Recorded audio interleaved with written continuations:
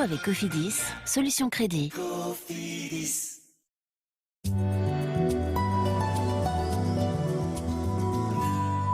Bonsoir, de bonnes nouvelles pour la fin de la semaine prochaine. Le retour de conditions beaucoup plus estivales sur une grande partie de la France. En attendant, ce sont les nuages qui ont occupé le terrain pour cette fin de week-end. Conditions dépressionnaires sur tout le pays. Ces bouffées d'air humides qui remontent de Méditerranée et d'Espagne avec des pluies, avec des orages parfois assez puissants. On va voir cela en détail. Avec des précipitations qui ont été assez marquées d'ailleurs depuis hier soir. Surtout sur l'ouest du pays. Elles sont remontées vers la Normandie en passant par le bassin parisien. Et puis forte accumulation de pluie à la mi-journée sur le sud du Massif central.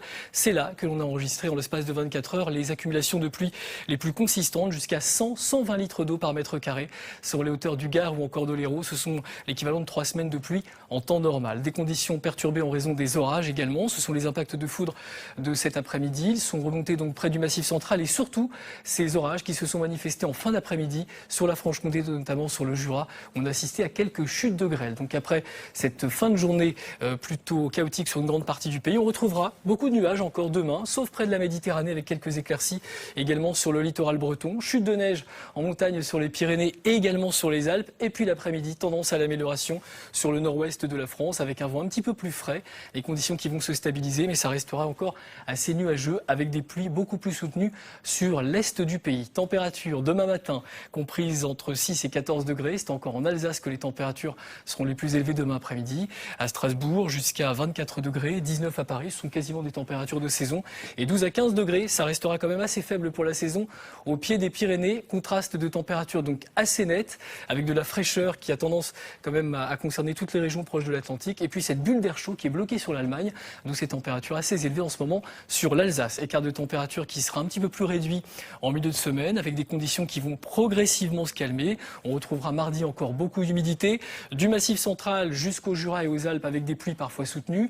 Pas mal de nuages des côtes du nord jusqu'à la Méditerranée, et puis quand même quelques éclaircies près du littoral de l'Atlantique. Mercredi, amélioration avec davantage de soleil sur la Bretagne, la Normandie, également le Poitou-Charentes. Toujours autant de nuages du Massif central aux Alpes.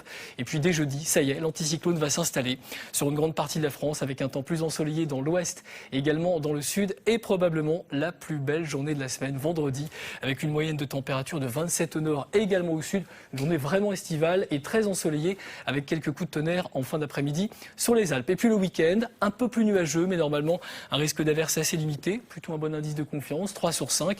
Même type de temps pour dimanche prochain, avec des températures proches de 23 au nord et 24 degrés sur la moitié sud. Donc retenez bien l'anticyclone qui revient à partir de mercredi et de jeudi sur une grande partie de la France, avec un temps vraiment estival et surtout des températures en hausse pour tout le monde. Bonne soirée sur France 2 et à demain. Ça fait du bien d'être bien accompagné. C'était la météo avec Cofidis, solution crédit. Cofidis.